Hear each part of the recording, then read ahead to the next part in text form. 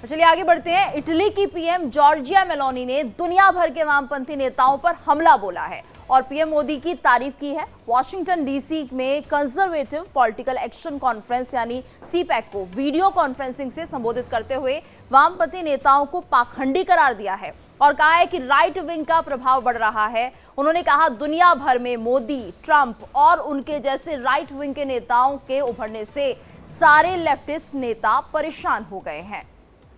तो मेलोनी ने और क्या कुछ कहा है ये भी आपको सुनाते हैं। Are winning, but because conservatives are now collaborating globally.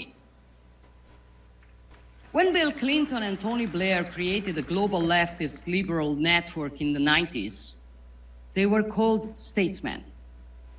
Today, when Trump, Meloni, Milei, or maybe Modi talk, they are called a threat to democracy. This is the left's double standard.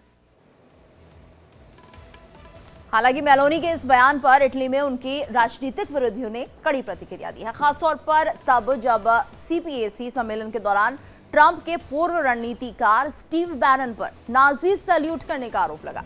और इस घटना के बाद France के national rally party के नेता Jordan बारडेला ने इस आयोजन से खुद को दूर कर लिया और इस कॉन्फ्रेंस में ट्रंप ने लगातार 5वें दिन भारत में अमेरिका से दी जा रही चुनावी फंडिंग पर भी बात की। तो ट्रंप ने कहा भारत में चुनाव में मदद के लिए फंडिंग क्यों ना हम पुरानी पेपर बैलेट प्रणाली पर लौट जाएं और उन्हें हमारे चुनाव में मदद करने दें।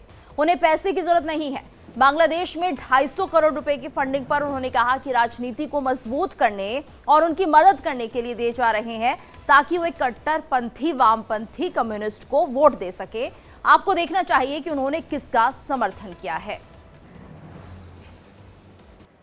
कांग्रेस सांसद शशि थरूर का बगावती तेवर आपको बता रहे हैं क्योंकि ऐसा नजर आ रहा है। केरल के तिरुवनंतपुरम से 4 बार के सांसद थरूर ने हाल ही में केरल की वामपंथी विजयन सरकार की नीतियों और प्रधानमंत्री मोदी के अमेरिकी राष्ट्रपति ट्रंप से मुलाकात की तारीफ की थी। उन्होंने केरल में कांग्रेस नेतृत्व को लेकर भी सवाल उठाए थे और इसके बाद पार्टी की केरल इकाई के मुखपत्र ने उन्हें नसीहत देते हुए लेख छापा था। वहीं राहुल गांधी के बाद शशि थरूर ने खुलकर अपनी नाराजगी जाहिर की है जिसे आपके सामने रखते हैं।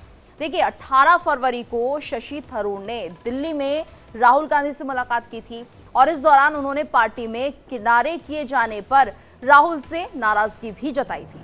उन्होंने कहा कि मुझे संसद में महत्वपूर्ण बहसों में बोलने का मौका नहीं मिलता है, पार्टी में इग्नोर किया जा रहा है, पार्टी में वो अपनी स्थिति को लेकर काफी असमंजस में है और राहुल गांधी मेरी भूमिका स्पष्ट करें। तो ये सब बातें उन्होंने कही थी और इसके बाद शशि थरूर ने 22 फरवरी को एक्स पर पोस्ट भी किया और लिखा कि बुद्धिमान होना कभी कभी मूर्खता भी कहलाती है। उन्होंने अंग्रेजी कवि थॉमस ग्रे की कविता ode on a distance prospect of Eton college का एक कोट भी शेयर किया और लिखा जहां लोगों को अज्ञानता में खुशी मिलती है वहां बुद्धिमानी दिखाना मूर्खता है।